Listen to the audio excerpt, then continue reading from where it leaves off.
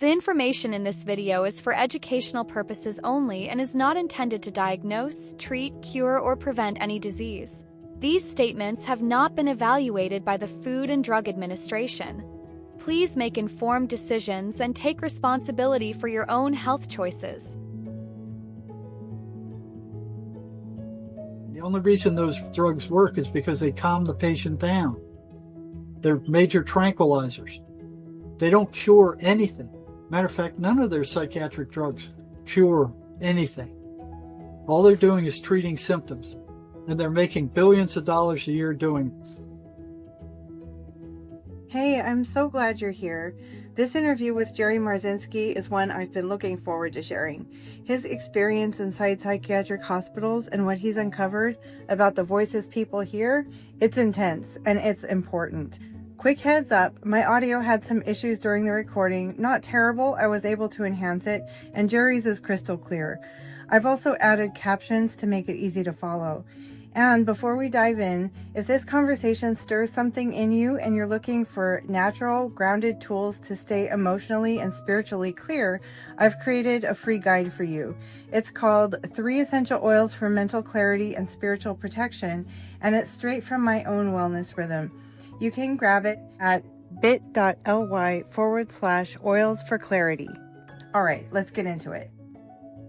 Welcome back to New View, New Life, the series where we explore empowering new perspectives that can lead to better health, deeper clarity, and a more aligned life. I'm Sherilyn, your host, and I'm so glad you're here. Today, I'm honored to be speaking with Jerry Marzinsky, a retired licensed psychotherapist with over 35 years of experience working closely with and studying the thought processes and voices heard by psychotic and criminally insane patients. His work took place in some of the most volatile psychiatric institutions in the country, giving him a rare and direct view into areas of the human mind that most of us never encounter. Jerry was awarded the State of Arizona's Meritorious Service Award while working in the psychology department of a large state prison. He also received Pima College's Apple Award for teaching abnormal psychology. Beyond the clinical world, Jerry has held the rank of second lieutenant in the Arizona Civil Air Patrol, is a licensed commercial pilot, a certified scuba diver, a long-distance motorcycle rider, and served as an assistant scoutmaster.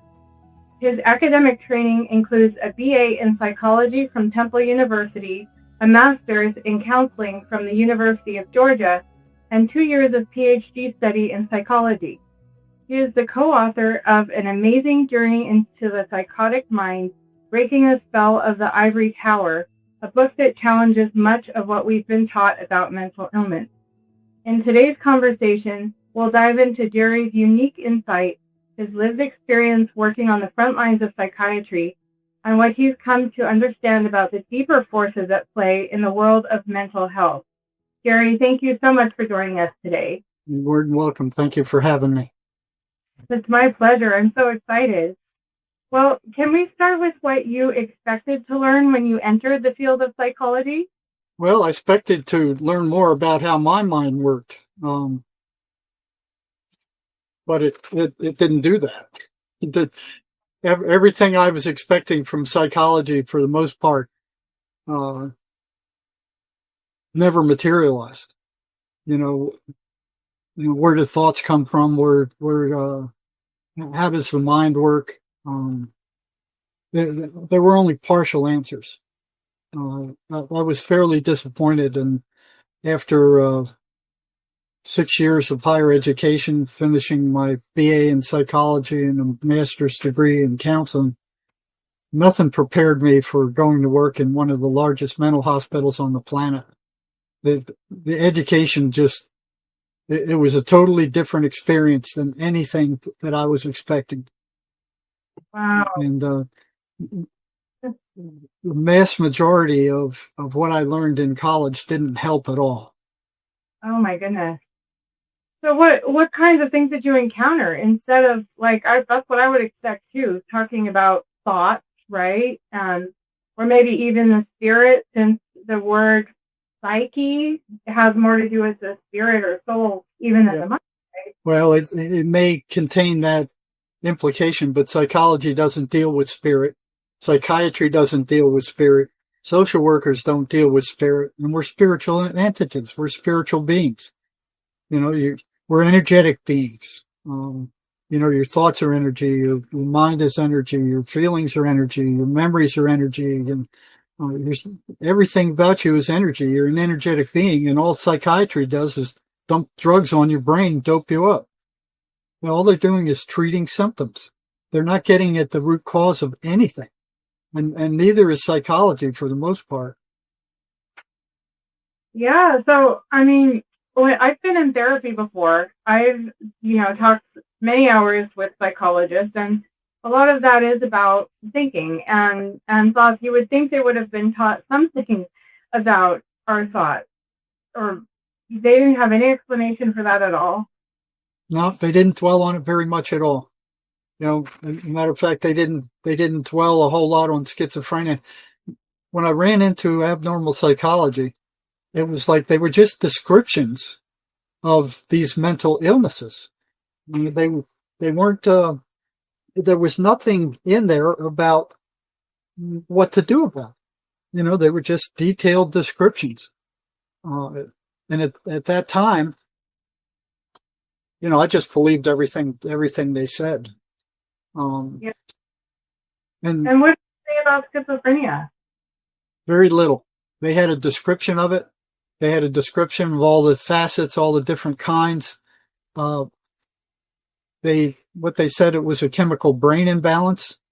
And that's what I believed when I started working also. Mm-hmm. But as time went on, and on the front lines, I was watching what was going on compared to what they taught me. It didn't match up at all. So I started seeing these contradictions, and one of the ones was that schizophrenia is due to a chemical brain imbalance in the patient's brain. And at the time, I believed that. That's what they were teaching in medical schools. That's what they were teaching in psychology. That's what they were teaching through the universities. I didn't know at that time that the medical field had been taken over by the Rockefellers, decades ago, with their they paid for a huge study, and then they pushed it and paid off Congress to pass it. And it basically said that the only way to treat anything is physical drugs. So they banned any medical institution that was going to license doctors from teaching anything except pharmacological medicine. And anybody who did that, they wouldn't allow them to graduate their medical students. So they outlawed naturopathy, they outlawed acupuncture, they outlawed Tesla's violet ray, anything other than their pharmacological drugs. And the report was called the Flexner Report. Oh. It was I think it was back in the early 50s or something like that. So at that point, they took over the universities, and they went, okay, you don't graduate from a program that teaches pharmacological medicine. Your degree is worth nothing. Let me see if I can find something on that. Let me see, selection report. Well, that's where they took over the universities, and they're still running the universities. A lot of what's published only gets published if the AMA and these big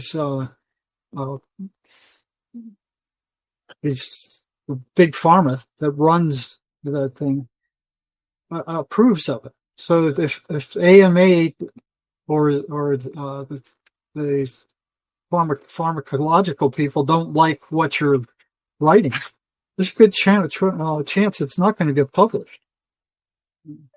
So the biochemical imbalance thing, came from, it was a lie made up by one of the drug companies. So in the late 1980s, after the release of their landmark antidepressant Prozac, the idea of the chemical imbalance hit the psychiatric mainstream. As the psychiatrist Peter Brigham in 1991 points out in his book Toxic Psychiatry, the drug company Eli Lilly advanced the chemical imbalance theory as a marketing scheme to sell their drug Prozac. It was a lie at the time. They went with it anyway. They're after the money. There was no demonstrable evidence showing that depressed patients had any kind of chemical imbalance in their brain, but Lilly ran with it. Before long, psychiatrists and psychiatric patients alike came to identify with the idea that mental disorders were caused by a chemical imbalance in the brain of the mentally ill person. There is no chemical imbalance in the brain of anybody mentally ill. It took they got away with this for almost 2 decades. Complete lie. It was fabricated to try to explain to people why their drugs worked, and it was totally made up. I didn't know it at the time. What I saw at the time is after I graduated from graduate school and went to work at this, probably one of the biggest psychiatric hospitals on the planet, I watched what the psychiatrists were doing.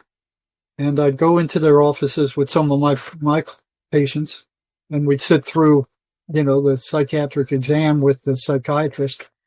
And you would think if there was a chemical imbalance in the brain, they would have some kind of lab test or some kind of objective test to test for it. Never saw it, and after 2 or 3 times of sitting through these things, I finally asked one. I said, well, if these guys are schizophrenic and they have a chemical imbalance of their brain, then how do you know what's out of balance or by how much? There's like 23 neurotransmitters or something like that in the brain. And I never see you give any tests. You don't give any lab work. You don't give any, blood work. You don't give any EEG, EK. You don't give any kind of objective test to determine what's out of balance or by how much. And I found out that they didn't have one. None ever existed.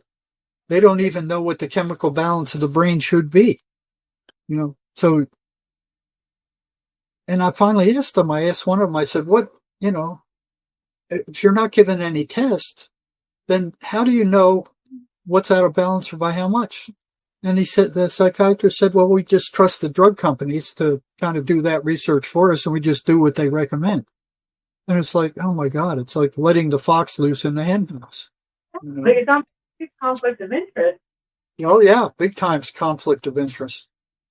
The people profiting off of the drugs are the ones teaching the psychiatrists and licensing them, etc. Yeah, and they're still doing this. They're still teaching this in the universities today, even though it's been debunked a decade or so ago. Oh my goodness. They're still pushing it because that makes money for the drug companies. So how was it debunked? How was it debunked? Well, the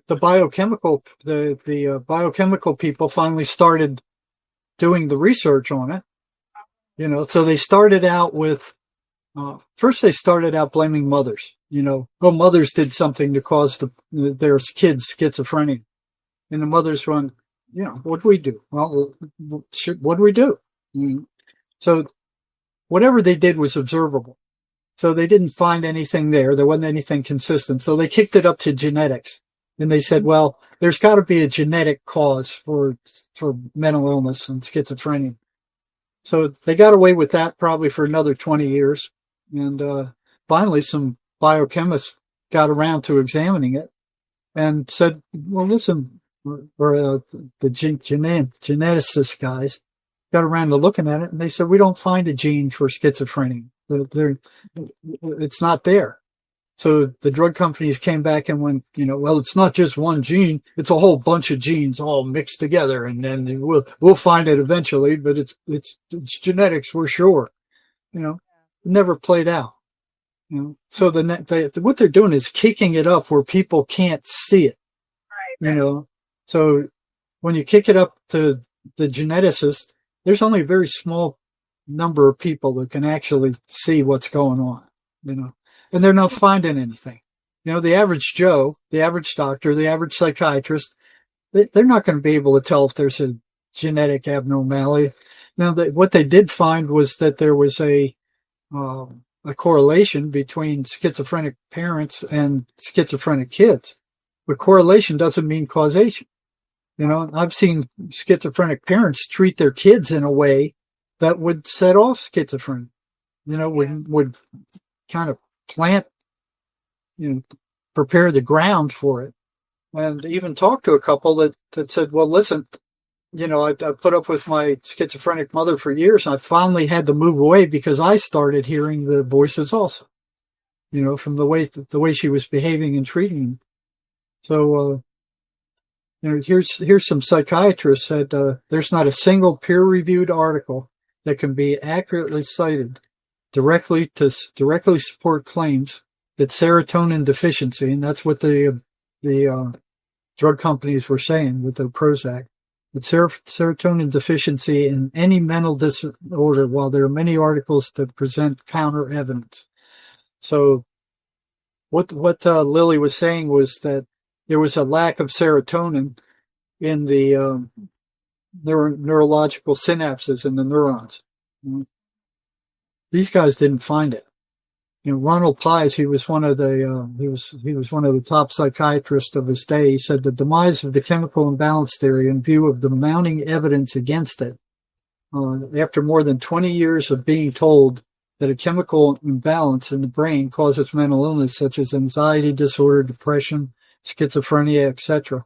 The theory was finally put to rest when Dr. Donald Pies, editor-in-chief emeritus of the Psychiatric Times, stated in the July 11th, 2011 issue of the Psychiatric Times, I don't believe I've ever heard a knowledgeable, well-trained psychiatrist make such a preposterous claim as there being a chemical imbalance in the brain that causes mental illness. So here's the Flexner report. This is where Carnegie took over the medical establishment. In 1910, the Carnegie Foundation and the Rockefeller Group sponsored the infamous Flexner report, which shut down any medical school teaching subjects outside of mainstream pharmacology. The edict was so powerful that only a few medical schools survived, such as Johns Hopkins and McGill, and a handful of others connected with these groups. They were the only schools who could legally license doctors. Doctors who practice any method beside pharmacology were threatened with the loss of their license. Doctors caught using Tesla's violet ray or acupuncture were labeled quacks and threatened with the loss of their medical license. So here's the deep state took over the medical establishment back then, and psychiatry is one of the worst of their ilk. I mean, the lies that they have told the Western society are just phenomenal. Okay. You really got to walk the line if you're anywhere in that field, right? And if you well, what they do, they brainwash you in school. You know, that's one thing I hated about psychology when I was going through. I mean, but when I started college, I didn't trust authority hardly at all. You know, I did trust professors until I found out they couldn't be trusted either. You know, for me, that was a shocker. And I remember when I was going through abnormal psychology, they assigned us a paper to read, written by a clinical psychologist. And it said that if two schizophrenics met one another and they both had the same delusion, so if both of them thought they were carny, one of them would have to change to something else. You know? And even as an undergraduate, I went, why would that have to happen? I mean, they're both crazy. Why would one of them have to change because the other one thought he was Jesus Christ? I mean, I thought that was ridiculous. But one thing I hated about psychology is you couldn't get access to a clinical population. You know, getting access to a clinical population to study is almost impossible. You know, they will feed you all this crap saying, oh no, we can't let you onto the psych ward because it's way too dangerous. We just can't take the risk.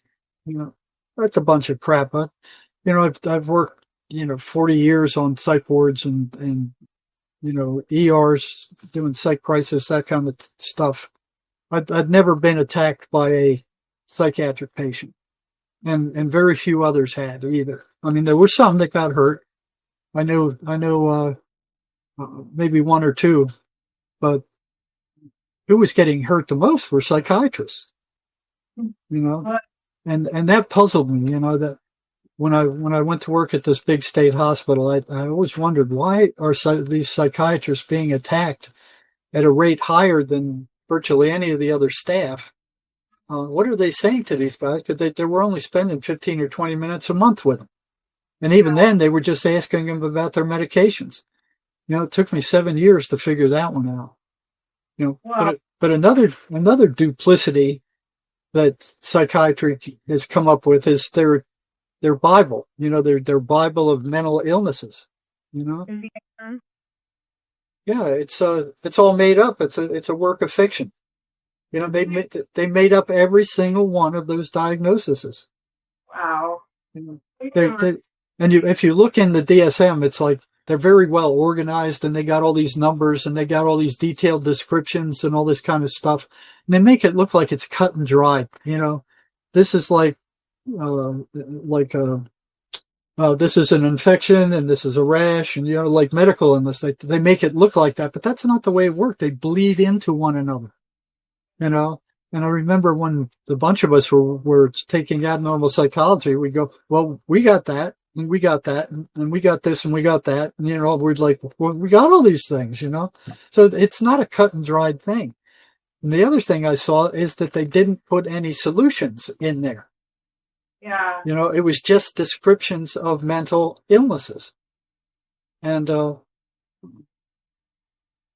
it's a complete work of fiction. Every single one of the more than 296 psychiatric disorders in the DSM-5 and later have been completely made up by a group of psychiatrists. Made up. There's not a single objective test. There's no lab test. There's no EEG or EK. There's no test whatsoever. Any kind of objective test that will definitively diagnose any of these. Many of these. There's almost 500 or 300 of them now. And they're making up more all the time. Yeah. And for one thing, the mind is a completely different thing than the body. They think it's the brain, right? Yeah, but they were trying to pass this off as like at one time they tried to get these diagnoses to make them look like they were a disease of some kind, an illness of some kind, and the medical people just went, no, you're pushing it too far now. They wouldn't let the psychiatrists do it. They wouldn't let them pull that off. So every single one of the more than 296 psychiatric disorders in the DSM-5 or later have been completely made up. The list of fabricated mental disorders appears to be increasing astronomically with each new edition of the DSM. So they're making up more all the time. In 1980, the list was 256. And now the DSM-5 is 297. In 1952, there were only 106. So it went from 106 to 256 to 297, and every 3 years they're making up more, and they're looking for drugs to treat them, because they're making a fortune on the sale of drugs. Exactly, because the more disorders you have, the more drugs you can sell, right? Yeah. There are no blood tests. There are no lab tests. There's no x-rays. These are just classes of behaviors that are grouped together by psychiatrists and voted into existence. Psychiatrist Julian Whitaker said that. Every single one of the DSM is defined by a list of behavioral symptoms that committees of psychiatrists have debated and decided which clusters of symptoms add up to which labels or mental disorders. 2/3 of the psychiatrists on that board that are making up these mental disorders are associated with Big Pharma. They have ties with Big Pharma. So they're profiting off of They're it. profiting off it big time. Mm.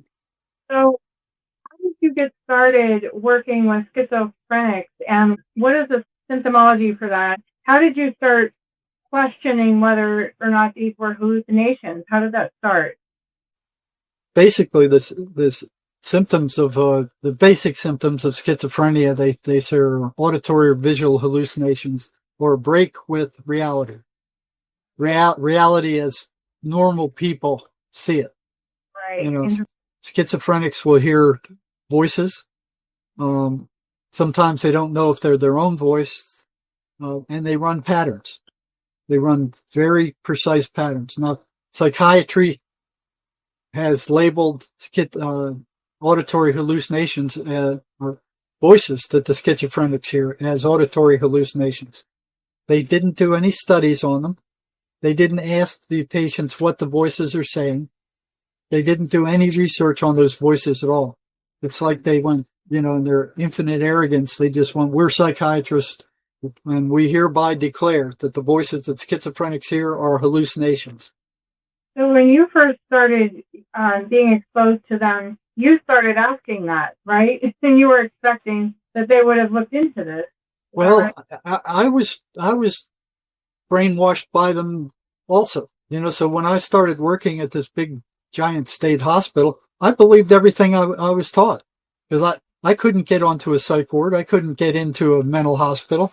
You just have to believe whatever they teach you, and I didn't like that. That really, and I was telling you about the one where we were given this paper that, if two psychotic guys with the same delusion met each other, one of them would have to give way. So fast forward probably another 8 or 10 years, I was working at this big psychiatric hospital, and a lot of the stuff that I'd been taught in school wasn't making sense from what I was seeing with my own eyes. One of which was these hallucinations. When you say hallucinations, you think of they're all over the place. They're unpredictable. That's So I'm looking. I thought when they taught us that the hallucinations that schizophrenics hear were hallucinations, I thought like word salad. Like doesn't make any sense. They're just incoherent ramblings. Mm-hmm. That's not what I started seeing. I started seeing these patients walking around carrying on complex, coherent conversations with something or someone I couldn't see.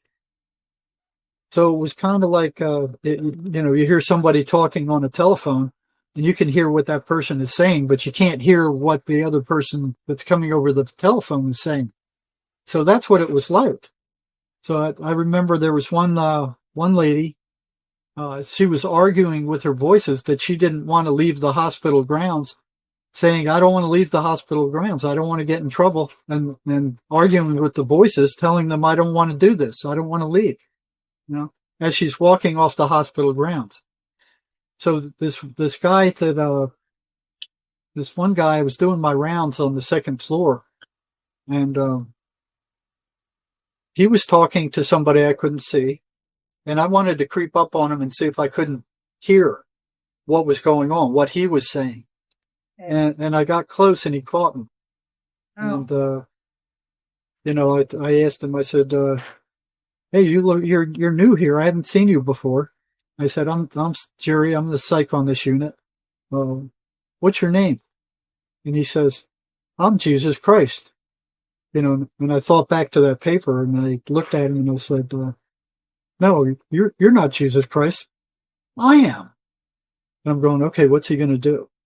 So I'm sitting there waiting to see if whatever this clinical psychology wrote, 8 or 10 years ago was the truth.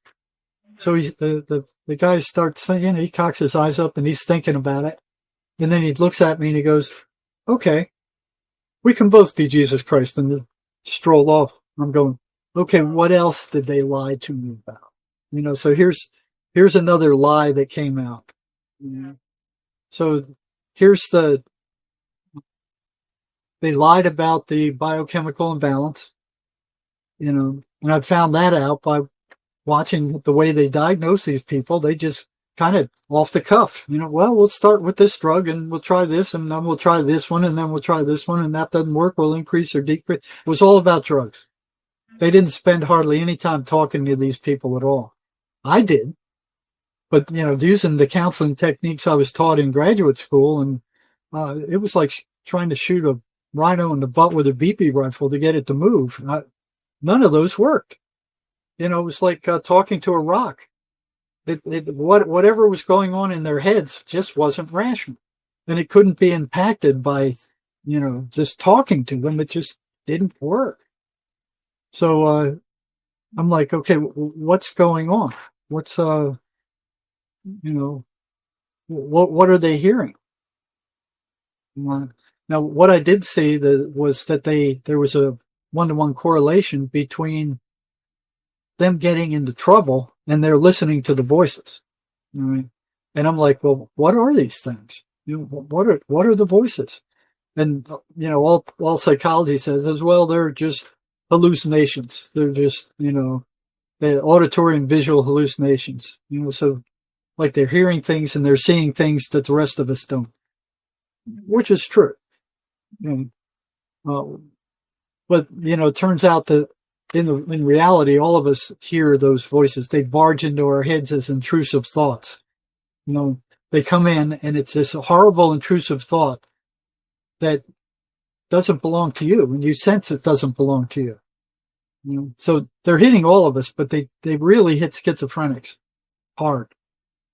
So I started asking these guys, what are the voices telling? And what I found is they started to run patterns. So first of all, they were consistently negative. They always talked negative stuff. They were insulting, they were abusive, they were destructive, they were derogatory. You're stupid, you're ugly, you're crazy, nobody loves you. Then everybody's talking behind your back, they're plotting against you. It was all this negative stuff to scare the bejesus out of them.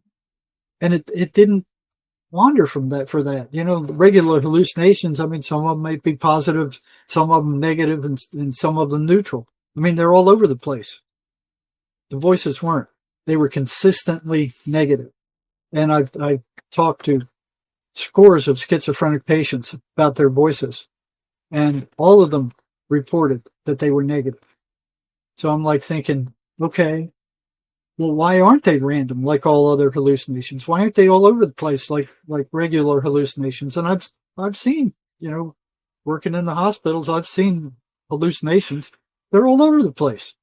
They don't run patterns. But this was the first pattern I noticed. The second pattern I noticed was that they were anti-religious. They didn't like the victim going to church. They didn't like them reading the Bible. They didn't like them praying. They didn't like them reading the 23rd Psalm. They didn't like them going to any kind of positive spiritual activity. And I noticed that when I was doing rounds on the ward I was assigned to. The schizophrenics, when the chaplain had ice cream socials, they never went. They laid on the dingy ward and were looking at monster movies or reading murder mystery books or negative stuff. And the first time I noticed that, I went, well, that's pretty strange. How come they're not down there getting cake and ice cream with all the other patients? Oh, wow. And they weren't. When cake and ice cream were hard to come by there. So I noticed that a second time. The third time I noticed that, I started asking them about it. And they were telling me, well, I don't like preachers. They were liars. I prayed to God and he never answered anything. There is no God. And, I don't want to deal with preachers. They were just totally anti-religious. And then one day, one of my patients came and I was talking to him and he said, when the voices came, I prayed the 23rd Psalm. And he said the voices reacted like worms thrown on a hot frying pan. They hated it. And I went, well, that's interesting. So I started handing out the 23rd Psalm to my schizophrenic patients and said, yeah, say this every time the voices come. I'll bring you back in a week and tell me what happened. The voices hated it. They all hated it. It was consistent. So Wow. I started asking questions. I said, have you ever gone to church? And they go, yeah. Because most of them are tried. And they broke down into 3 different levels. After asking dozens of these people, what happens when you go to church? It turned out that if the voices were not really strong, that the voices would disappear when they went into church. The voices were moderate strength, they'd get louder, and they'd start mocking the preacher and interfering with the patient listening to what the preacher had to say. So they would interfere and they'd act up. They didn't like it. They'd tell him to leave. They'd say stuff like, Jesus couldn't even save himself. What makes you think he's going to save you? So they were anti-religious. It was weird. And then the ones that had real strong voices, the voices would drive them out of church. They'd get up and they would run out of the church. Mm. So after asking dozens of these guys about what happens, how the voices react, when they try to read the Bible or stuff, it was clear that the voices were anti-religious. Now, what kind of hallucination would be anti-religious? Yeah. So Right. here's all these patterns starting to appear, one after another. And I was asking these guys all kinds of questions. Then one day the voices, I guess they got mad with one patient, and he went to one of the psychiatrists and said, hey, this guy's asking me all these questions about the voices, and I don't like it. It's upsetting me. Next morning, I ended up in the psychiatrist's office, and he was lecturing me. He said, these voices are hallucinations. By you asking questions about them, you're reinforcing those hallucinations and making the patient sicker. And I knew that was a bunch of crap at the time, but you can't argue with a psychiatrist. They're like the gods of mental health. They're very arrogant for the most part. So, you know what? It's interesting because I've had my own battles with mental illness in the past, and one time a psychiatrist told me, we were discussing psychosis, and I had a roommate at the time who was schizophrenic, and he told me, he said, you can't reason with a psychotic. And as you're talking about this, it kind of sounds like that's what you were dealing with, talking with the psychiatrist. You couldn't reason with him. No, that would have been fired had they found out that I was investigating this stuff. That happened twice. They won't even look into it. They don't want anything upsetting their little apple cart and all the money they're making doing this bullcrap that they're doing. I mean, isn't one of the definitions of delusion or psychosis being separated from reality of what's actually going on? And it's well, it's our reality. They have a reality of their own that has its own laws and its own patterns. Yeah. If there is something actually going on there, which we'll get into in a second, then I would say that the individuals who are denying that reality are actually delusional, right? If there isn't a reality going on that the schizophrenics are actually perceiving, which hopefully you'll expand on in a minute, that you started to suspect that these were not hallucinations, but that they were actually perceiving something real. Yeah, they're actually perceiving something that's real, and that real, it runs patterns. So I had to be careful in the state hospital. Like I said, psychiatrists were getting beat up by schizophrenics at a rate equal to the assault on attendant staff. These are staff that are with the patients 24 hours a day, which didn't make any sense. Why are they getting beat up? What are they doing? What are they saying? And the times that I was in the office with the psychiatrists and the patients, I didn't hear them say anything that would, really piss off the patients, except they had to take their medications. And it turned out that that's what it was. It took 7 years to find that out. At the end of 7 years, so what I was working for back then was the Department of Vocational Rehabilitation. And what we were doing was looking for the highest functioning patients in that big hospital and training them in vocational skills to get them out of the hospital. But usually the highest functioning were the schizophrenics, but they couldn't function because of their hallucinations, so that psychiatry calls them. If they were on their meds, they could function. But they didn't want to stay on those meds. They kept going off the meds. And it was like, well, why are they doing this? Why are they going off the meds all the time and returning to psychiatry, to being psychotic? Do they want to be psychotic? Because virtually all of them would go off their meds at one time or another. They just quit taking them. And that puzzled me too, because back then the only thing they had to treat schizophrenia were those medications. We didn't know, and counseling certainly wasn't working. So I started asking them, everyone that went off their meds, I'd ask them, well, why'd you go off your meds? Their first response was because of the side effects. The side effects are terrible. Well, that was true. The side effects were terrible. They were awful.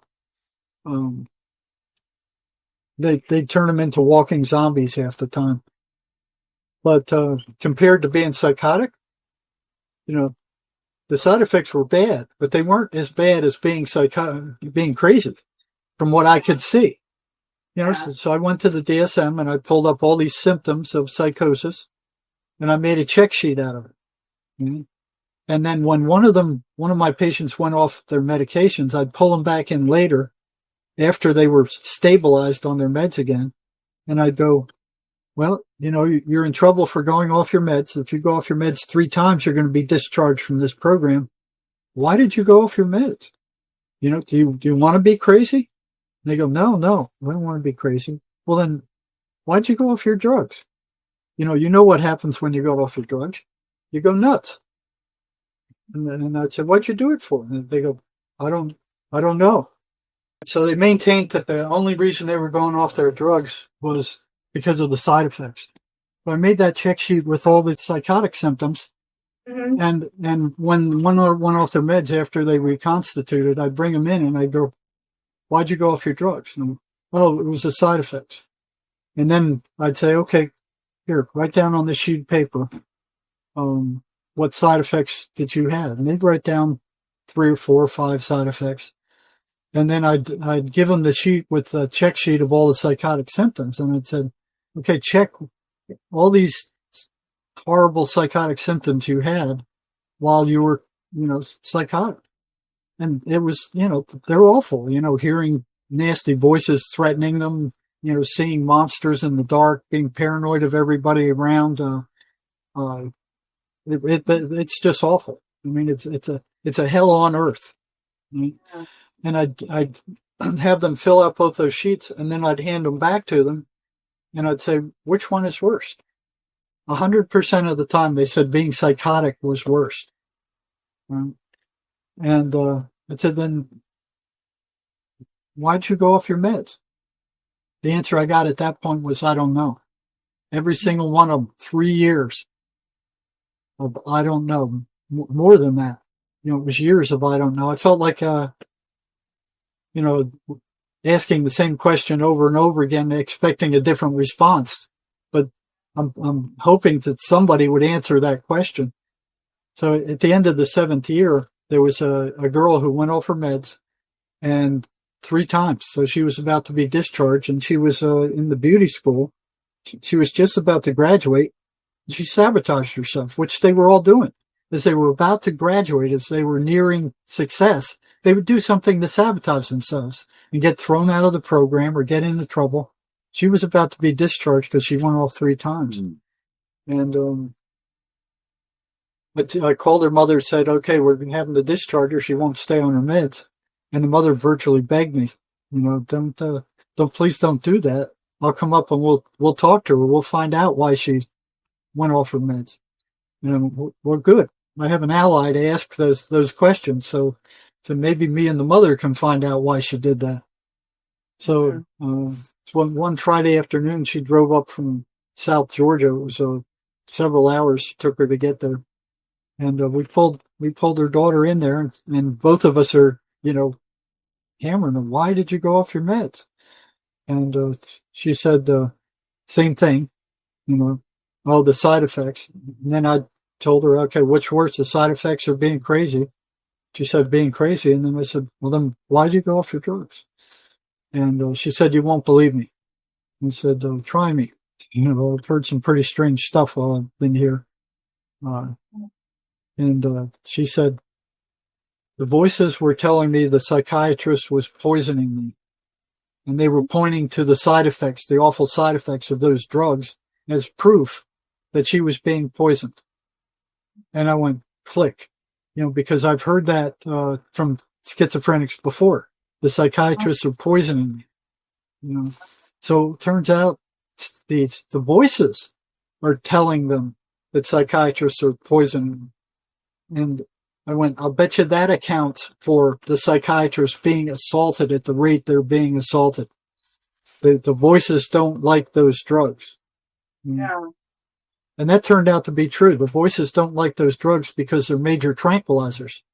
The voices want them upset because what they're doing is they're actually feeding them. You know? And that was another pattern that I discovered in the psych hospital.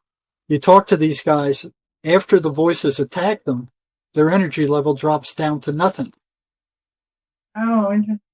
And it's like, it's happening all the time. It's happening, you know, when after the voices attack, their energy level drops down to nothing. But they really don't notice it because it feels bad. The whole thing feels bad. You know, so they're thinking that's just part of feeling bad because of the voices, you know. So they're not able to isolate it. So I started asking them, well, you know, they admit that after they think about it, they admit that, yeah, my energy does leave. And I ask them, well, where do you think it went? And they would go, again, I don't know. You know, I don't know. And I said, well, you know, the voices have probably come hundreds of thousands of times over the years you've been around. And every single time that they came, your energy level was gone. Where'd your energy go? You know, you didn't use it. You were laying in bed all night while they were attacking you at night. And you weren't digging ditches or anything like that. And they would say, I don't know. I don't know where it went. And then I'd say, well, listen, if you stuck your hand in a fire 1,000 times and every time you got burned, what's burning you? They had no trouble with it's fire. But I said, well, okay, if the voices came 1,000 times, every time every time the voices came, your energy went down to nothing. Who's taking your energy? They still had a hard time going, it's the voices. You know, some of them did. Some of them went, the voices, you know, like it was a new thing to them. But they were being blocked from that. Making a connection. That knowledge, making that connection, you know. And that doesn't happen with hallucinations? People's energy level doesn't drop after hallucinating? No, not after just, you know, kind of medical hallucinations, that kind of stuff. No, they don't. They're not completely devoid of energy. I've had some patients that they were so drained of energy they couldn't even get out of bed. They couldn't even move out of bed. They were so drained. And this was consistent. It happened every time the voices came. Wow. So that was the third. One I thought. But the voices didn't like them being calm. They didn't like the tranquilizing effect of the drugs. They wanted them feeling anger and anxiety and paranoia and guilt and shame and all these other negative emotions. And if they were not feeling that bad stuff, then they had a harder time draining them. Right? Oh. So they're feeding off of that negative emotional energy. That's their food source. Wow. So you tell this to psychiatry and they'll go, oh, you're crazy. You're crazy. It's a bed bug. But you think they'll look into it? No, they won't. It's right in front of their eyes. All they got to do is freaking open their eyes. Yeah. They refuse. They're like walking around like this. Drugs, everything. Wow. The blind leading the blind. Yeah, schizophrenia is not a physiological illness. It's a spiritual malady. It's a spiritual thing. It's not a physical thing. The only reason those drugs work is because they calm the patient down. They're major tranquilizers. They don't cure anything. Matter of fact, none of their psychiatric drugs cure anything. All they're doing is treating symptoms, and they're making billions of dollars a year doing it. You know, so here's antidepressant drug market in the U.S. is expected to reach 15.98 billion by 2 billion. Not million, billion by 2023. You know? Wow. And these are the guys that, well, all of them, they're saying, oh yeah, this is a chemical imbalance anyway. It's already been disproved, but yet they're selling these drugs based on a chemical imbalance, which is curing absolutely nothing, and they're making a fortune on them, billions of dollars. Global antipsychotic sales to hit $14.54 billion in 2021 and expected to reach $15.5 billion by 2022. This is billion. It's not million, it's billion. Listening to one of your other interviews last night, and Sherry Sweeney was on there too. And one thing she mentioned, she said it took you a while to get to the point where you recognized that the voices were actually entities of their own. Can you tell me how that happened, that realization? Well, it took years because I didn't want to believe it. You know, I didn't want to believe in demons, you know, or that these things were demons.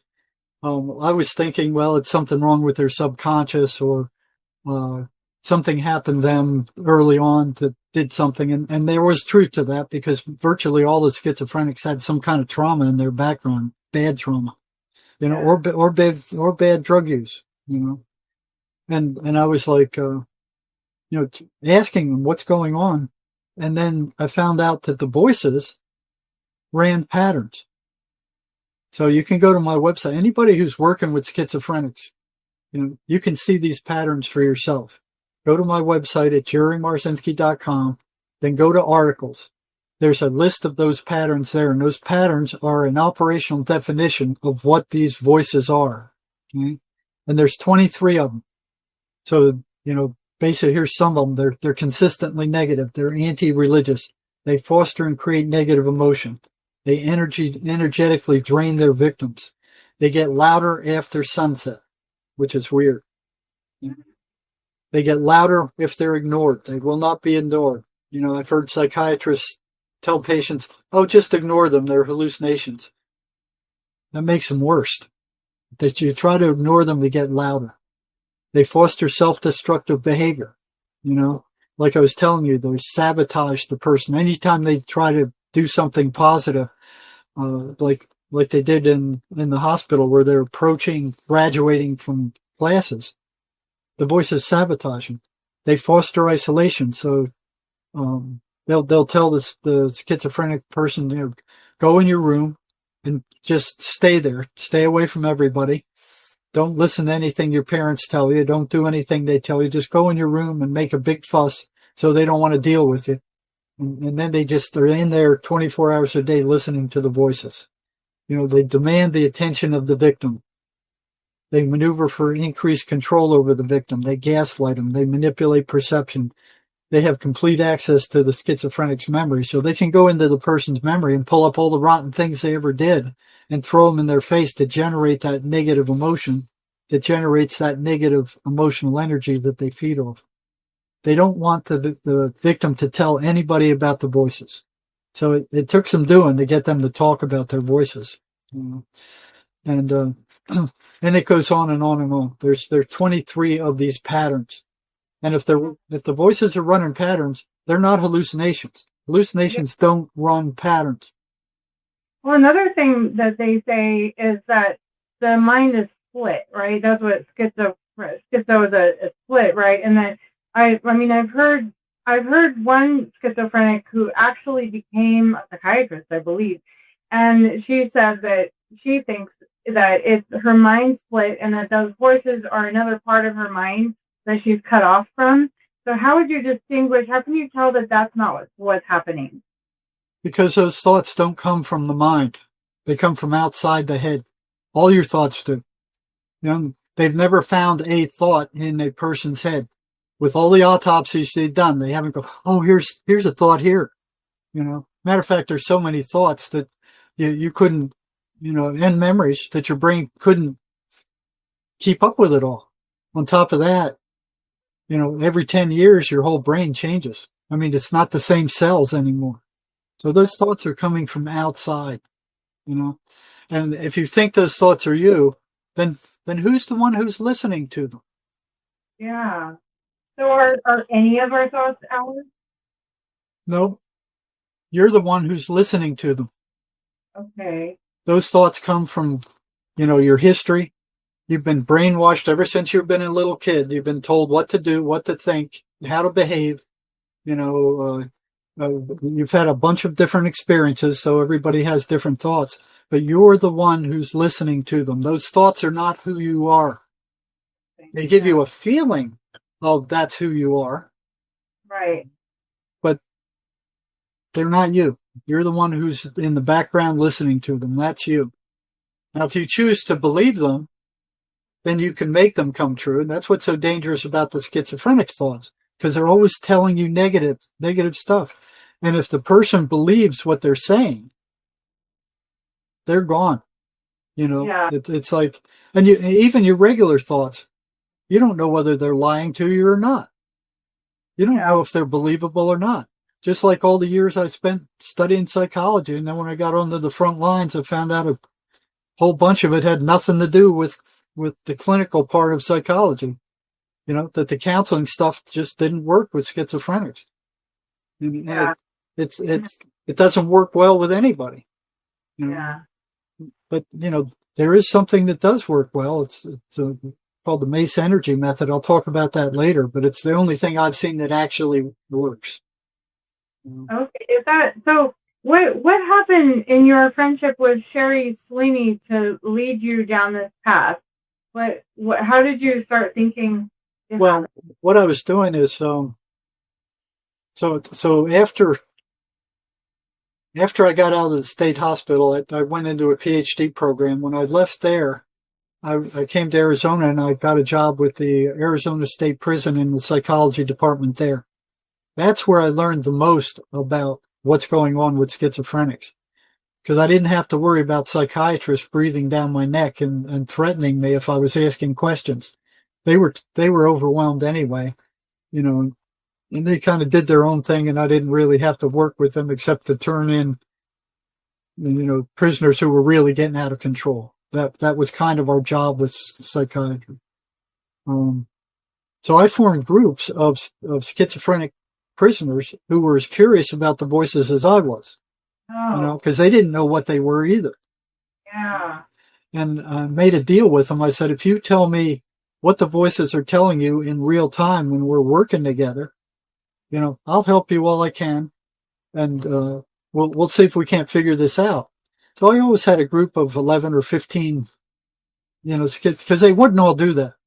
You know, the vast majority of them didn't want to talk about their voices. They didn't want anybody to know about them. They're trying to keep them to themselves, and that's what the voices wanted. You know, but these groups were like gems for me. Every time I found one that was willing to do that, I'd spend hours talking to them. Where the other psych people, 15, 20 minutes, they're done with them. They go, this guy's out of it. He doesn't make any sense, and get out of there. You know, there's nothing I can do for this guy. I can't even talk to him, you know.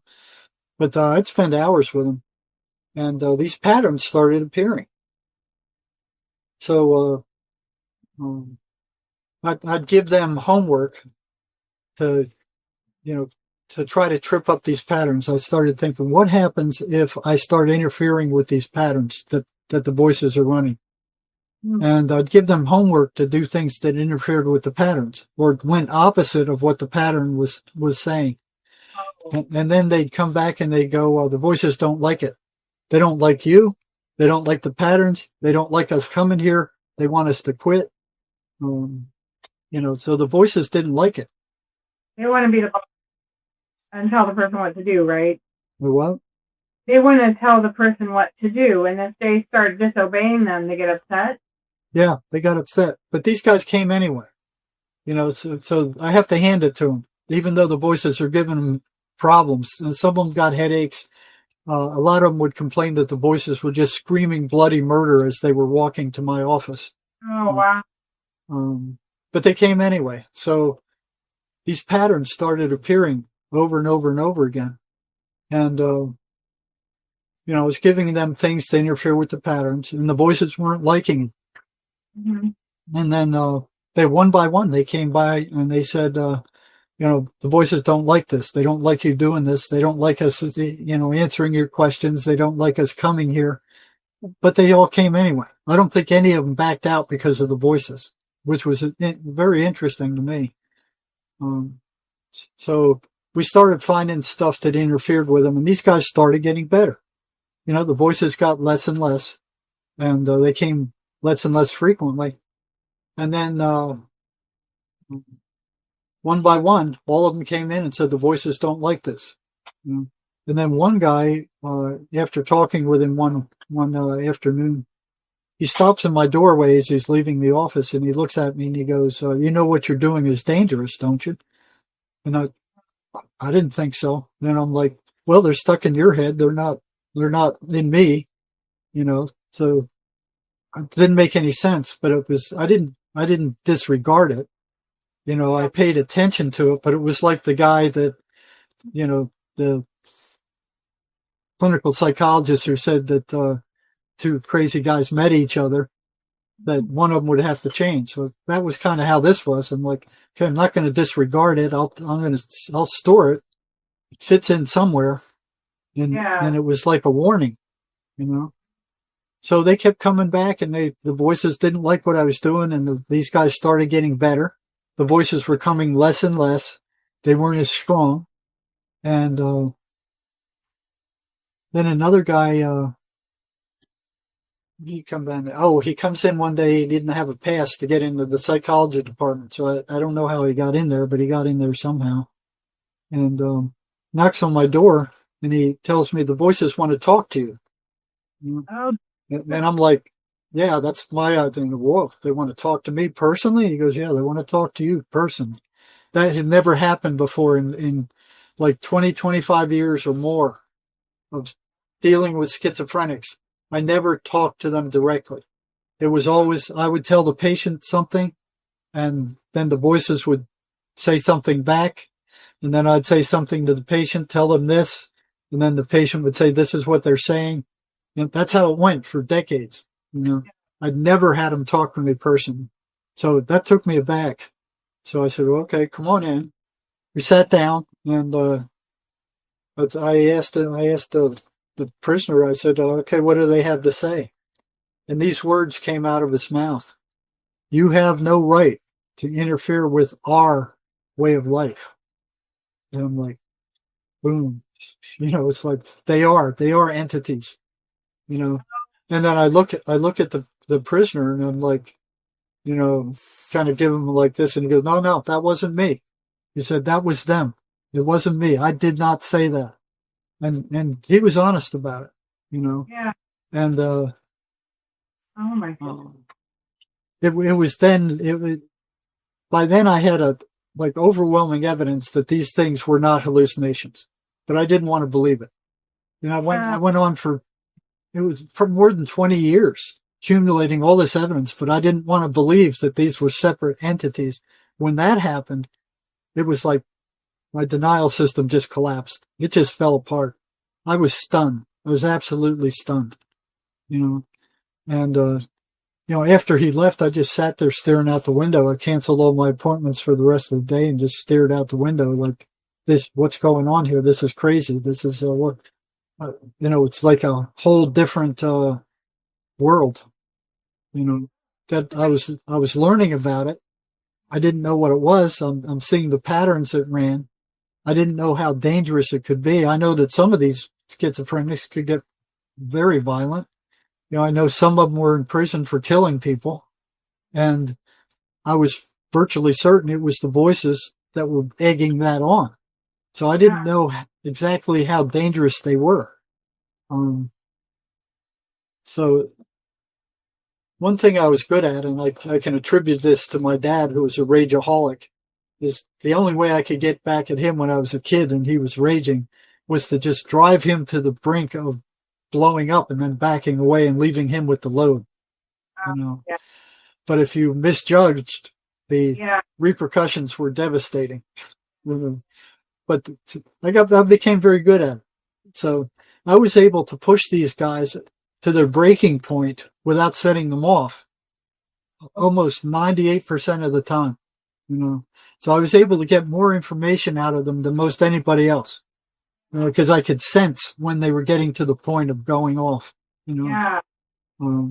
So, and also I'm an adrenaline junkie, or I was. I'm getting older. I'm too old now to be an adrenaline. But back then, this was all exciting, you know. But when that happened, that was too much excitement, you know. When that happened, and I was like, I don't know how dangerous they could be. I had no idea. Now, was that the same instance where you audibly heard a sound in your office for the first time? That was like a month or two later. So after I recovered from that shock, I didn't stop working with these guys. I kept asking them questions, but I knew now that the voices were entities. Yeah. You know, and okay, I told you about the guy that was dangerous, and then, well, first of all, one guy came to my office to start with, even before this guy came and said the voices want to talk to you. One guy said they were dangerous, told me that. Okay. Mm-hmm. Then this incident with the voices telling me you have no right to interfere with our way of life. Our way of life, plural. It wasn't just my way of life. They're talking in the plural. And they weren't referring to the patient, you know, because the prisoner, he wasn't any part of that. You know, he was lucid when he was talking to me. So the next thing that happened is I was asking these questions all the time. I was asking these guys hundreds of questions. I was always asking them questions. I was bringing in stuff. What do you think of this? What do you think of that? So I was reading a book by Miguel Ruiz that was called The Voice of Knowledge. And he was talking about these things being parasitic entities also. Okay. And I brought that into the prison, and I was asking one guy I was working with, it might have been the guy, I don't know if it was or not, I don't remember whether it was the same guy who said, you know, you have no right to interfere with our way of life. But it was one guy I'd been working with, and I said, I brought in this book, I want to read you a paragraph, and tell me what you think about it. And it was a book by Miguel Ruiz. He was a shaman. He was a South American shaman. But I think he also had a PhD. But he was writing this book, and it was telling about these things being parasites. And so I brought it in, and I had the paragraph outlined, and sat down, and I told this guy, I said, I'm going to read you this. I want you to tell me what you think about it. Okay? So I started reading the paragraph, and then when it got to the point where he was talking about these voices being parasitic entities, that's when that crackling erupted. You know, there was like this electrical crackling that just exploded behind my head, and it sounded just like an electrical arc welder. It was just crackle, just crack, crack, crack. And then it started moving up my office wall to the right, just crackling, loud, you know. And it wasn't just a little burst; it just kept going. And I turned to the patient or the prisoner, and I said, "Do you hear that?" And he doesn't answer me. He's just staring at me with this zombie look, like just staring. Didn't say a word, just staring. And I'm like, he's going to attack. And I pushed my chair against the back wall just in case he did, so I could kick him off. Like he wouldn't knock me over.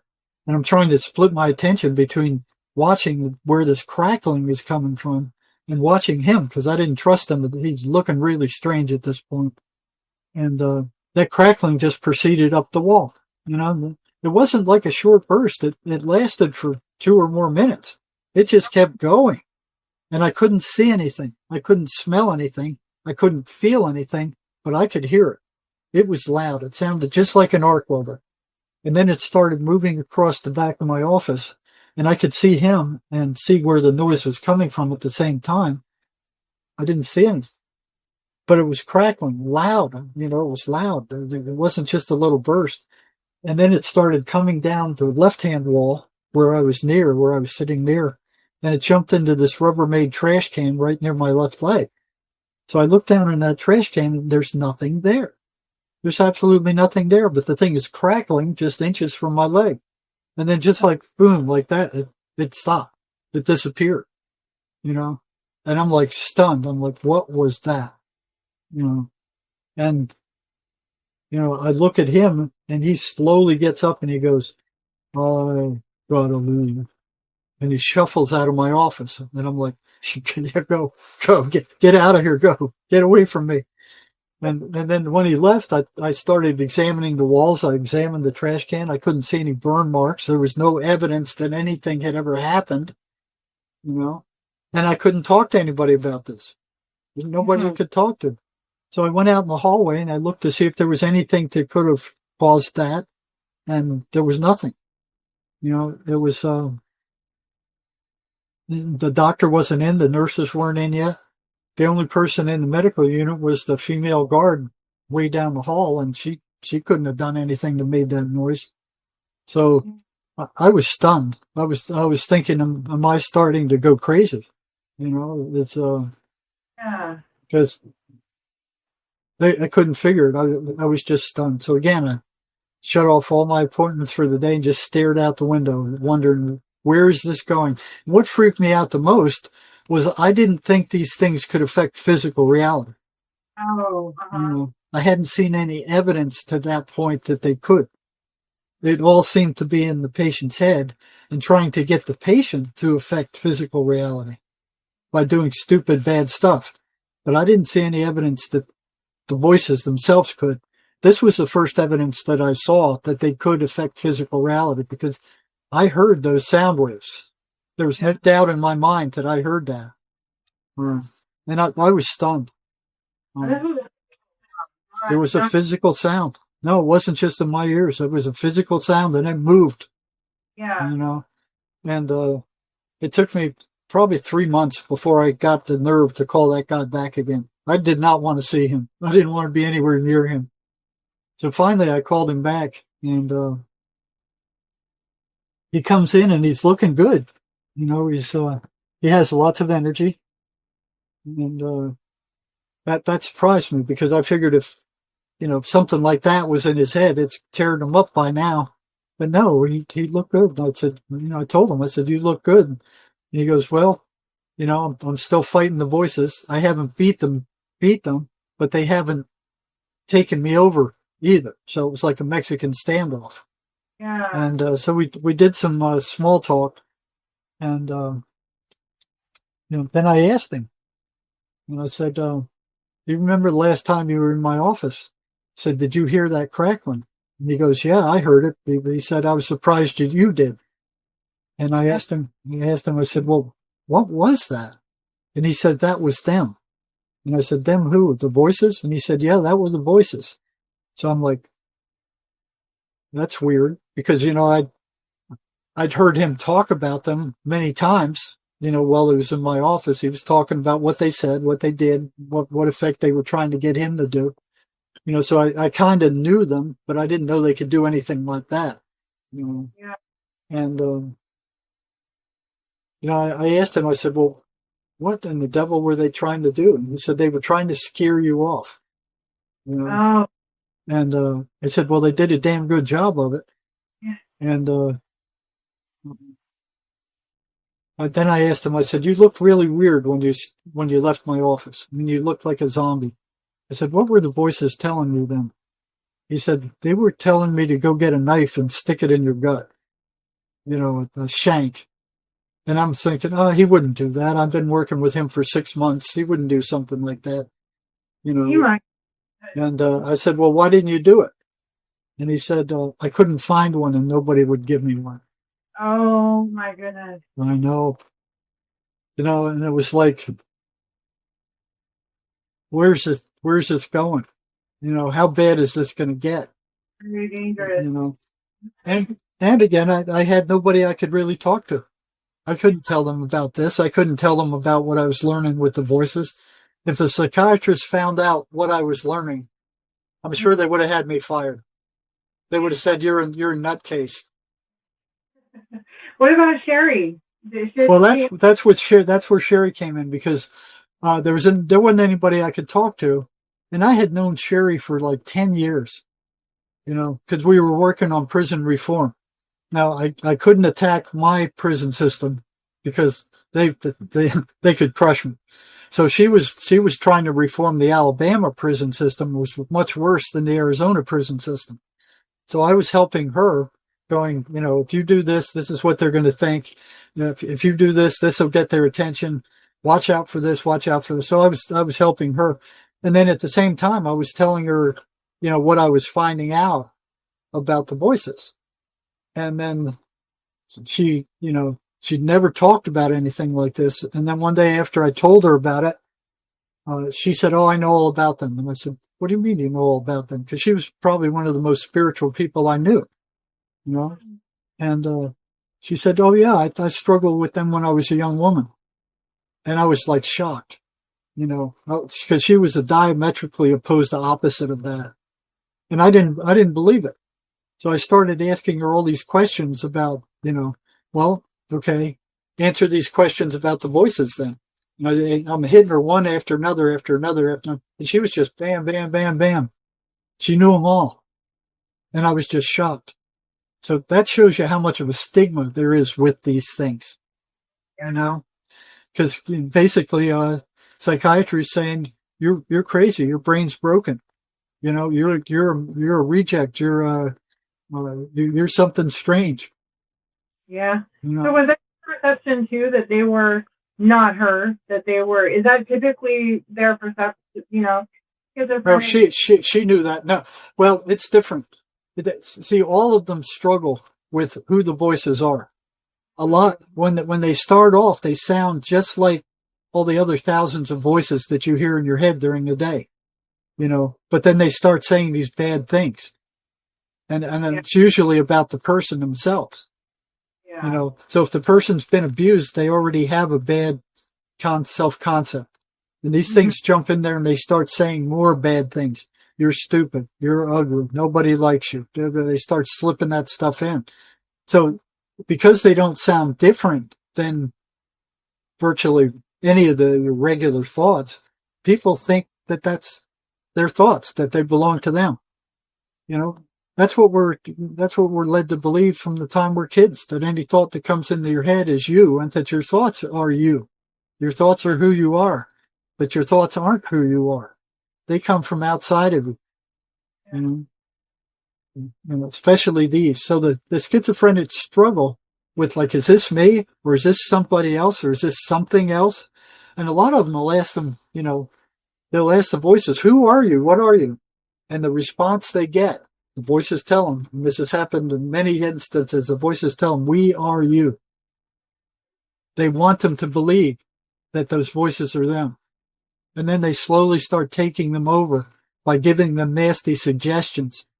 Do this or do that, or in some cases they kind of went, and when they first show up, they go, hey, go over there and pick up that pencil. And they see it's like somebody driving a new car to see what it'll do, or go sit down or something like that. They'll see how much control they have over the person. Yeah. Can it come in images if someone's a visual thinker? Yeah, they come in auditory and visual hallucinations. So these people will see things also. One of the common things they see is something called the shadow people. They're three-dimensional black shadows that are darker. They come at night usually, and they come. They're darker than the rest of the room. If you turn on the light, they vanish. Most people see them out of the corner of their eye. You'll see something dark dash by, and you look, and there's nothing there. I think also not hallucinations, but they're actually seeing something. Oh yeah, you can look them up. Go to Google and look up shadow people. They exist. They don't speak. They don't talk like the voices talk. They just scare people. And most of the time they don't have eyes. The victim can't see eyes. They just see a dark shadow in the room.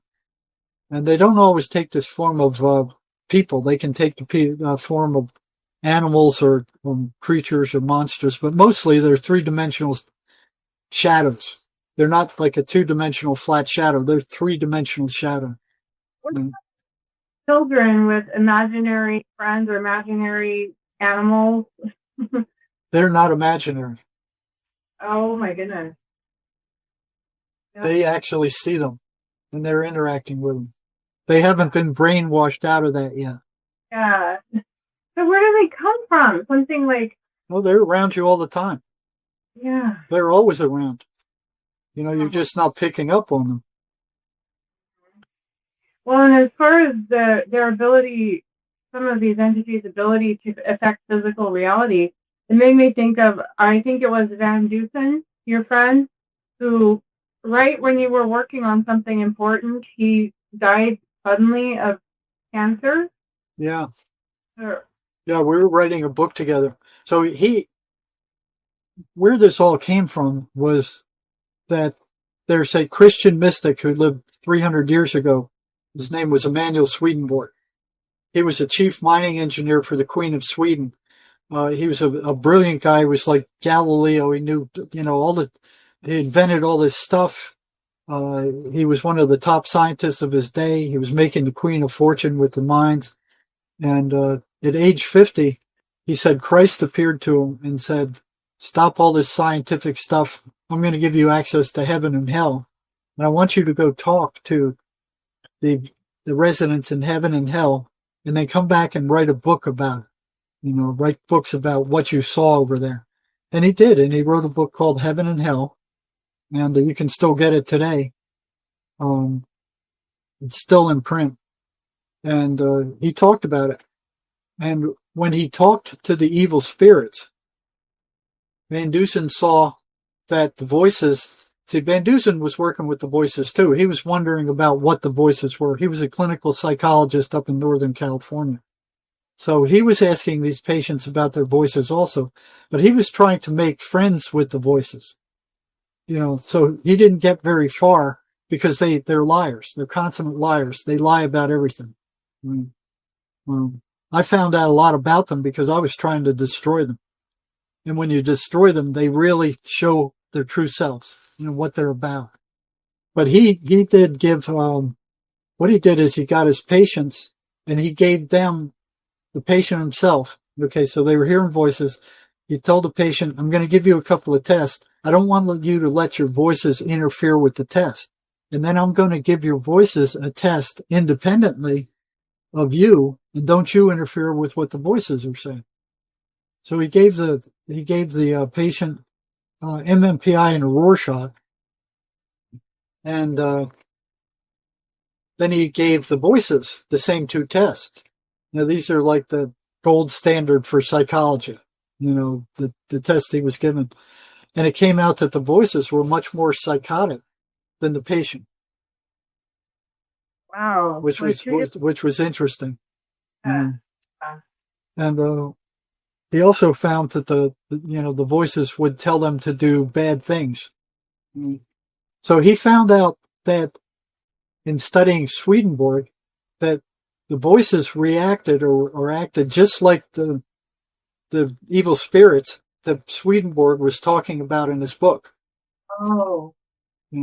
So then I read Swedenborg, kicked on from him, and sure enough, the voices that I was studying matched what Swedenborg was talking about with regard to evil spirits. Wow. And that matches perfectly with these voices hating religion and the Bible. Right. It all lines up. Wow.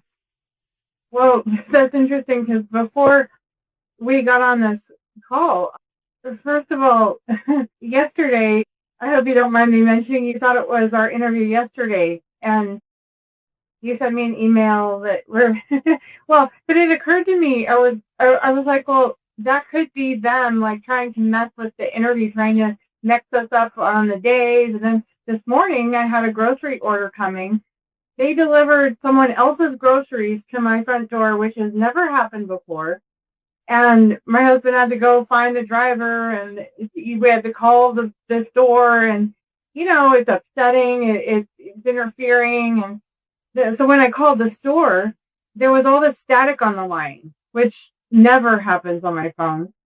As soon as I hung up from there was a loud ringing in my ear, which I never get ever.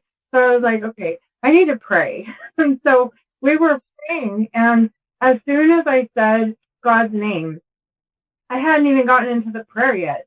I don't mind people calling him Yahweh, Jehovah. I call him Jehovah usually. And so as soon as I said that, I could tell they got scared.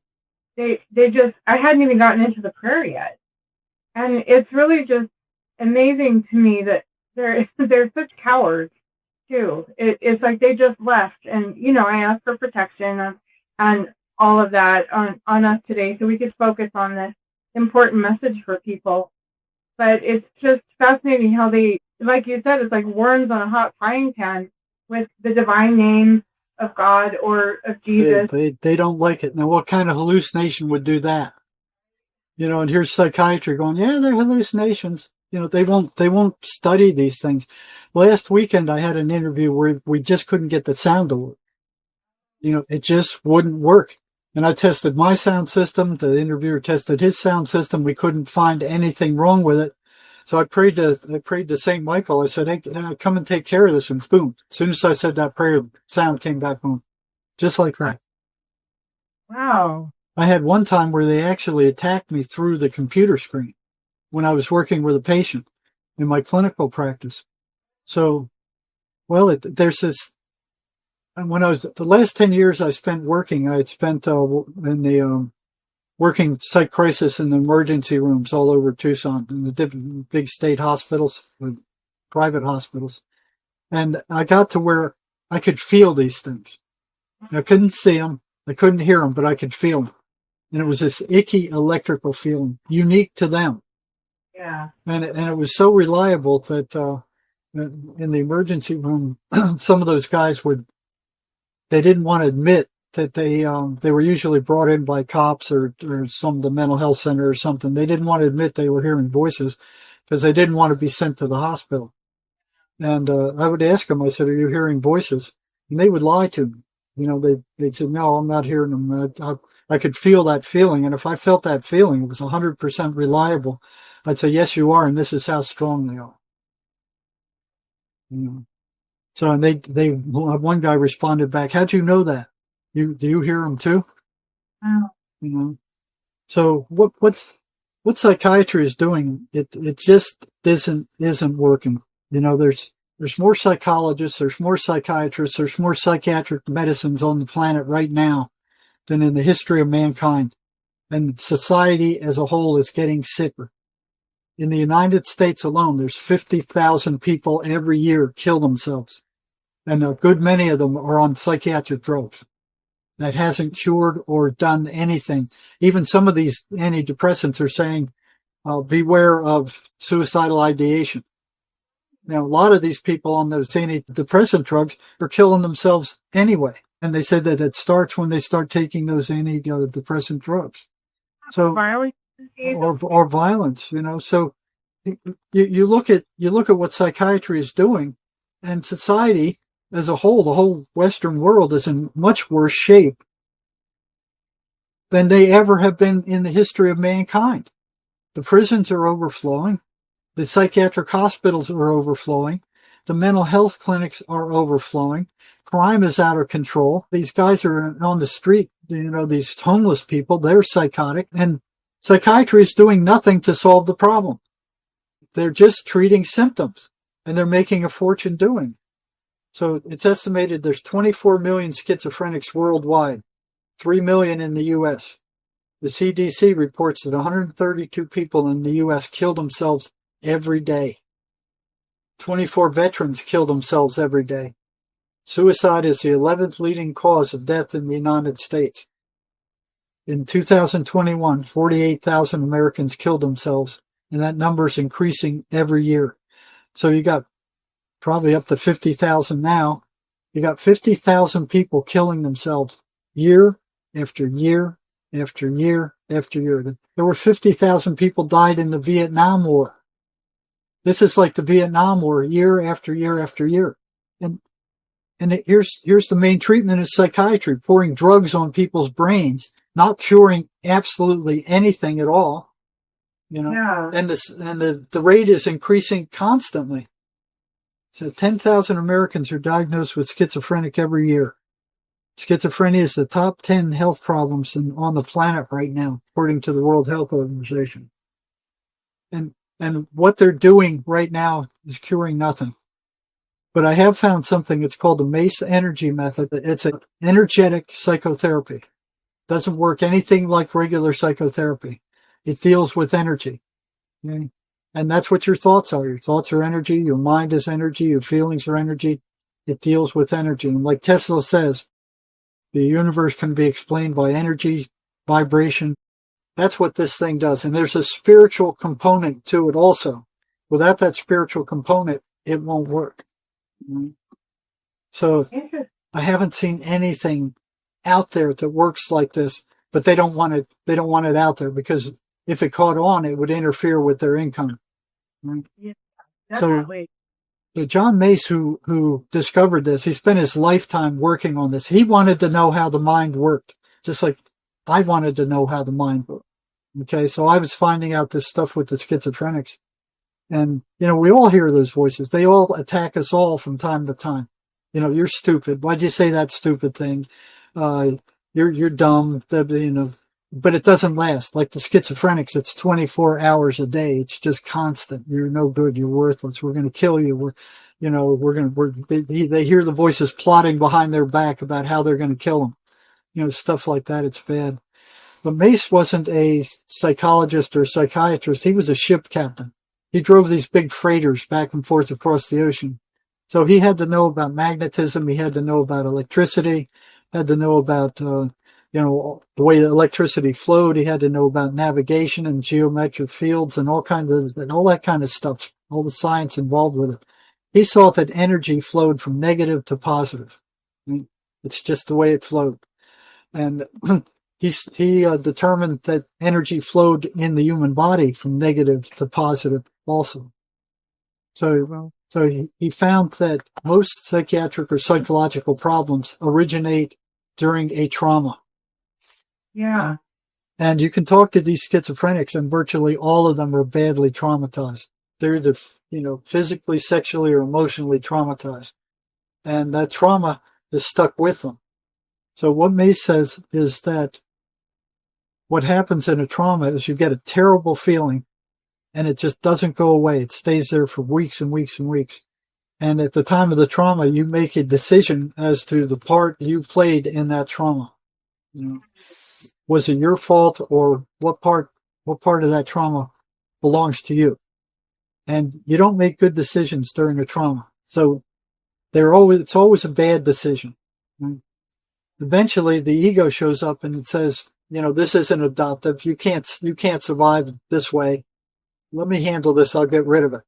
So the ego takes the trauma and the decision and it locks it into the subconscious mind and locks it down. So the patient is no longer aware of it unless something brings it up. Okay, so it's like a button. There are people like, oh, he's pushing my buttons. Well, this is one of those buttons. It's loaded into the subconscious mind. It's negative emotional energy and a decision also.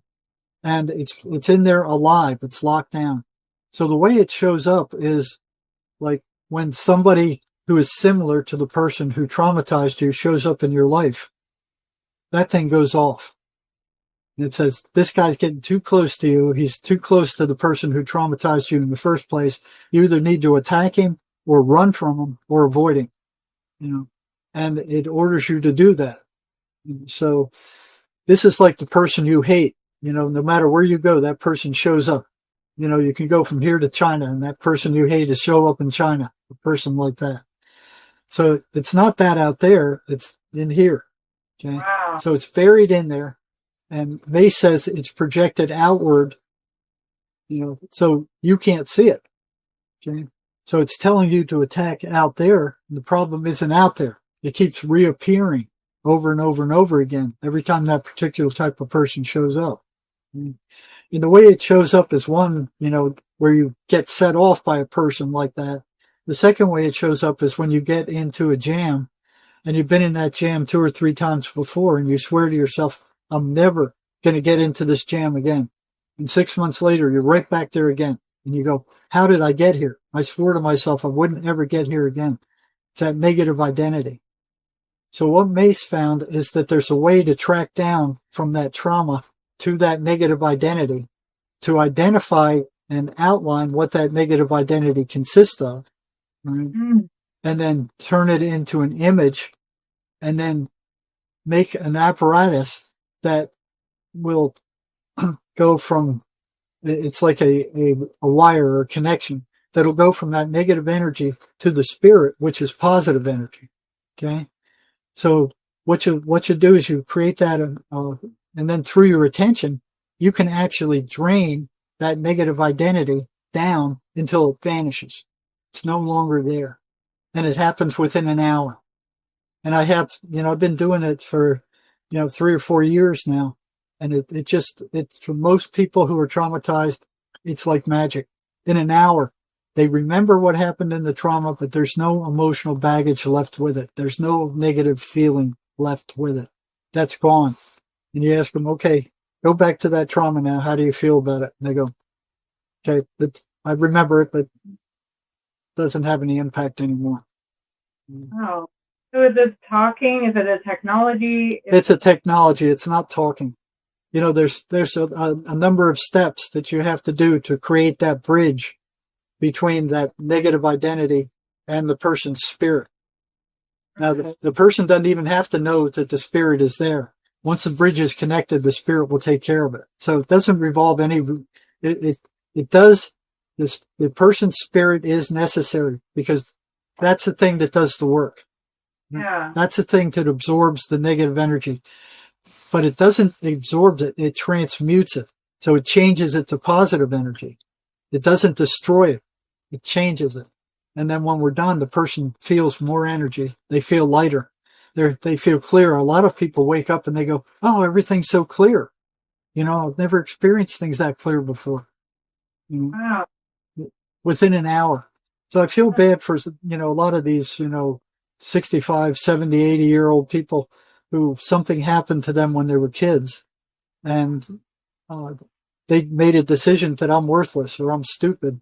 And they've been living with that their entire life. And then they made it come true because they believed it. Yeah.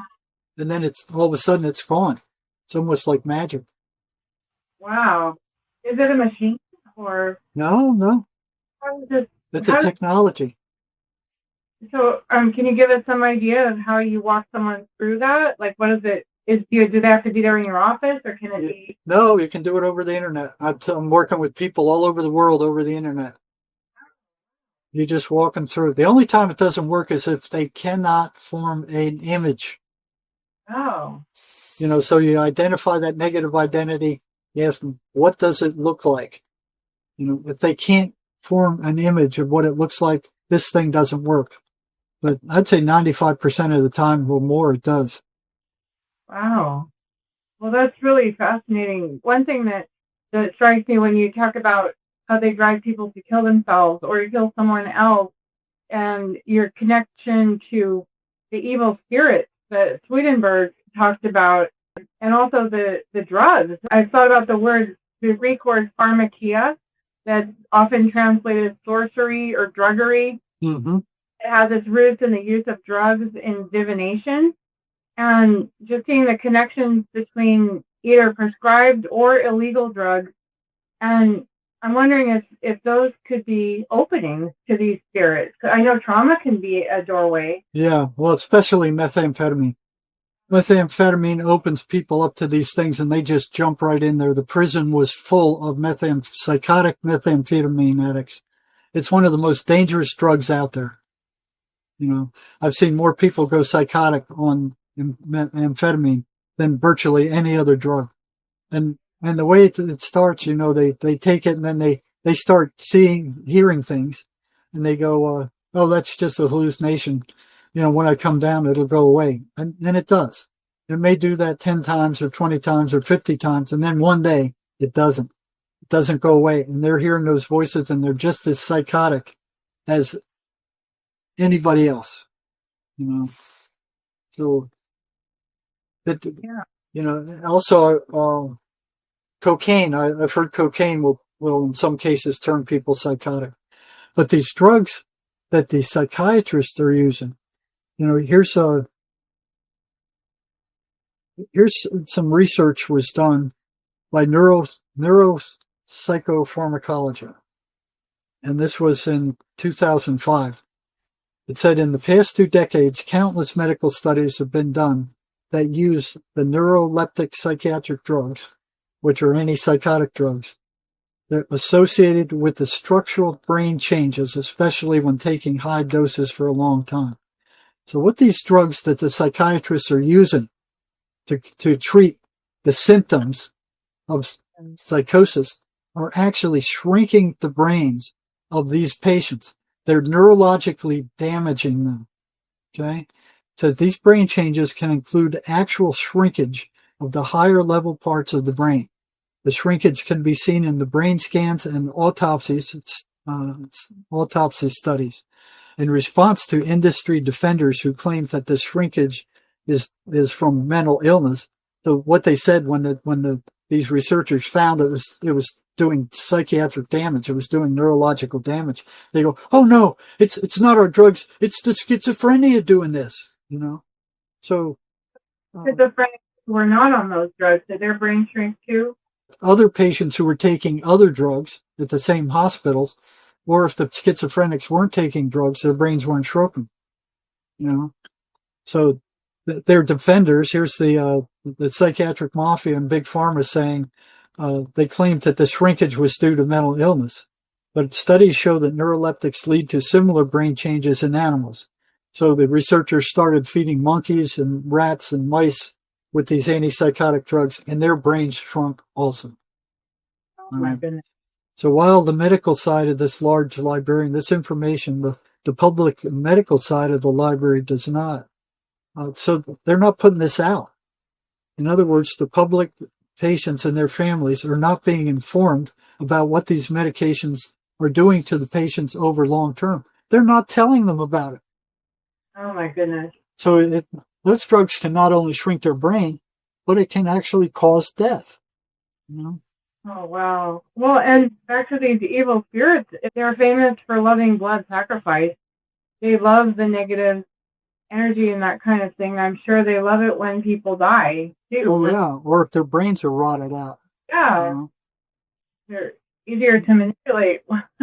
So those drugs are very dangerous. Tardive dyskinesia is caused by some of the newer antipsychotics.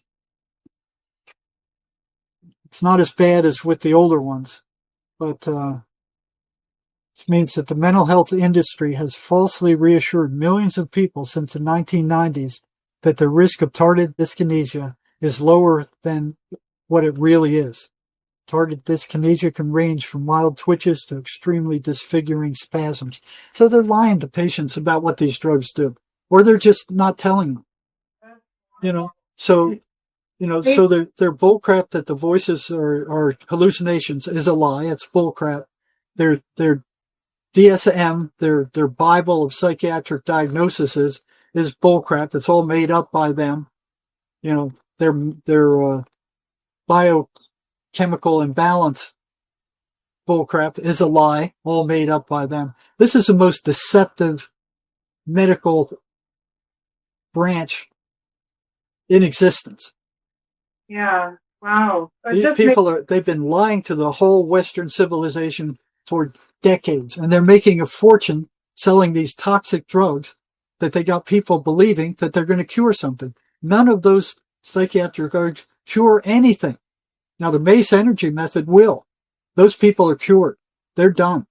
It doesn't come back. So if they're depressed, that depression doesn't come back.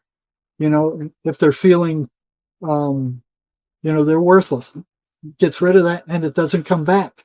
I mean, it's actually curing stuff. But these people don't want that kind of stuff out there. No. So I've got a couple of videotapes on that on my website at jerrymarzinski.com. You can go look through it. I've got a couple of MACE therapists along with myself talking about it. But MACE himself wrote a couple of books that aren't real complicated that talk about how it operates also. They're called Causism because it gets at the cause of the psychiatric problem, and Energy Over Mind. Both of them by John Mace. So if you want to know more about it, you can read up on it through those two books. Wonderful. Wow. So where can people go to learn more about your work and possibly get support or tools to reclaim their peace and clarity? Well, they can go to my website at jerrymarzinski.com. I have a register where they can register for MACE sessions through the internet on my website. And they're done, no matter where you are, I'm talking to people all over the world. I'm a bit backed up. I'm backed up to the middle of August now, but I can get you on the schedule. And if not, I could refer you to another MACE therapist. There's only like 100 of us on the planet right now. Oh, wow. They don't want it out. The people who came up with the MACE, they went to the university, a big university in Australia, because it was developed in Australia. And they showed the professors at the university and the administrators how well it worked. And the administrators say, you give us the patent to it, and maybe we'll promote it. And the organization went, screw you, we're not going to give you the patent to this. So they took it up to the Australian legislature and showed them how well it worked. And they just didn't do anything with it. The MACE people were saying, this is what you should be using in your mental health centers, not these drugs. Yeah. Yeah, but the psychiatric mafia and big pharma are billionaires. They got the money to run all these false advertisements, making you think that they have an answer to anything. They don't have the answer to any mental illness. All they're treating is symptoms. They're not getting at the cause of any mental illness at all. And most of the drugs they use have toxic, long-term, destructive effects on the neurological system.